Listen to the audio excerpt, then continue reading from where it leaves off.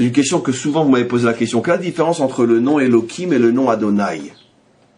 Alors, Elohim, c'est Dieu tel qu'il se cache à l'intérieur de la nature. Adonai, c'est Dieu tel qu'il se cache à l'intérieur de la ishtadlut de l'homme.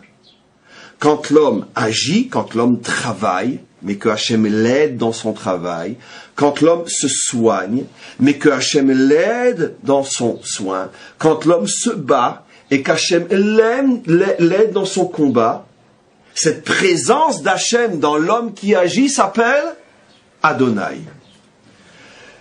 On pourrait même aller plus loin.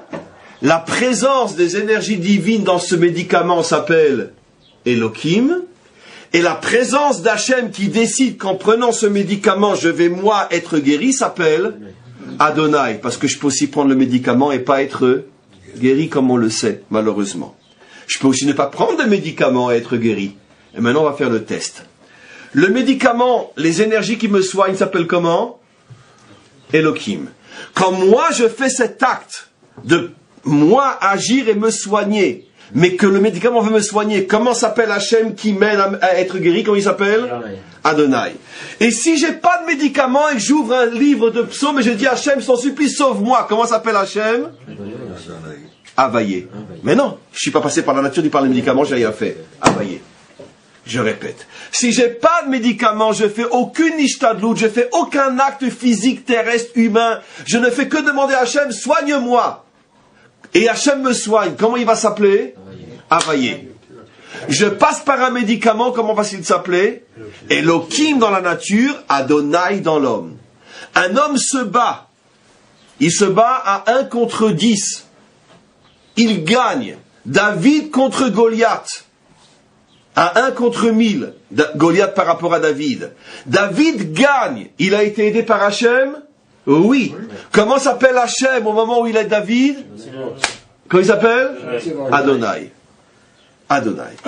Au niveau de la Kabbalah. C'est toujours le même Dieu.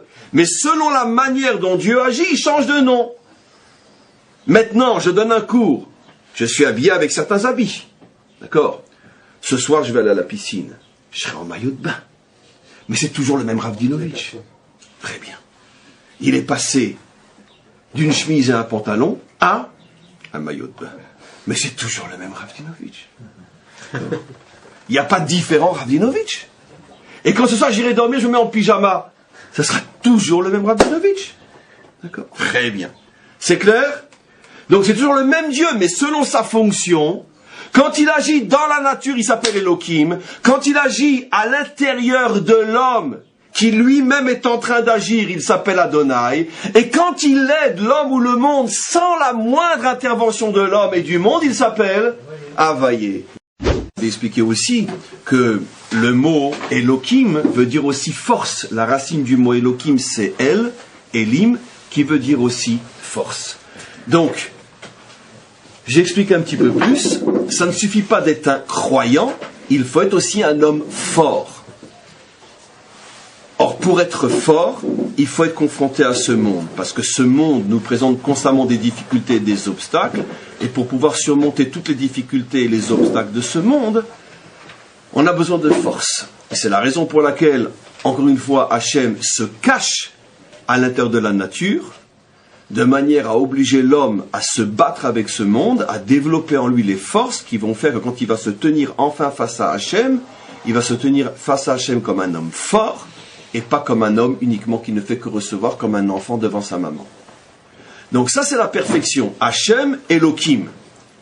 Le problème c'est que Pharaon, lui, il ne voulait que Elohim. Il ne voulait pas du tout Hachem. Ça veut dire que Pharaon, lui, il a commencé à nier que Hachem a besoin, il a commencé à nier que Hachem n'a pas besoin de nous. Parce que qu'est-ce qu'on a expliqué jeudi dernier? On a expliqué que bien que Hachem nous demande de passer aussi par les voies naturelles, ça ne veut pas dire que on ne peut pas sans les voies naturelles.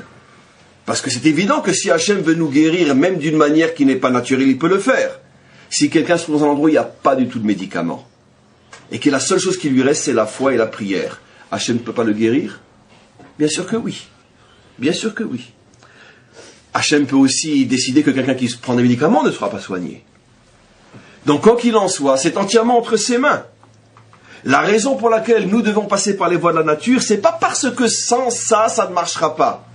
C'est uniquement pour les raisons que j'ai expliquées, pour que tu deviennes un homme et que tu ne sois pas uniquement dans une relation de prise en charge comme un bébé avec sa maman qui reçoit tout et dans le ventre de sa mère et sur le sein de sa mère et qui n'a aucune autonomie.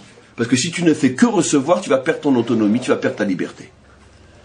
Mais l'homme peut arriver à se dire que finalement, si je passe par les lois de la nature, c'est peut-être que Hachem ne peut pas m'aider sans passer par les lois de la nature. Peut-être qu'il a besoin des lois de la nature.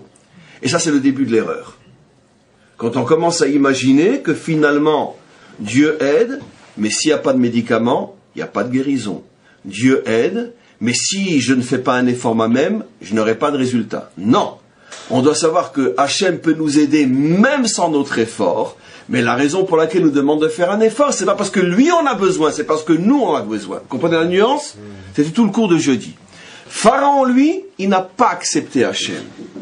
Qu'est-ce qu'a dit Pharaon? Il a dit non. Je dois faire, et si je ne fais pas, il n'y aura pas de résultat.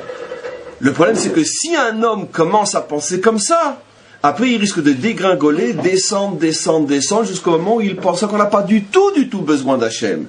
Un homme commence à penser que bien, j'ai la bénédiction d'Hachem, mais quoi qu'il en soit, c'est grâce à mon travail, car si je n'avais pas travaillé, je n'aurais pas eu de résultat. Et après, il va en arriver à penser, mais qu'est-ce que j'ai besoin de la bénédiction d'Hachem? De toute façon, c'est grâce à mon travail, donc mon travail suffit, j'ai pas du tout besoin de lui. Donc comment qu'on devient un homme qui ne croit plus en rien, en commençant à être un homme qui ne croit qu'à Elohim.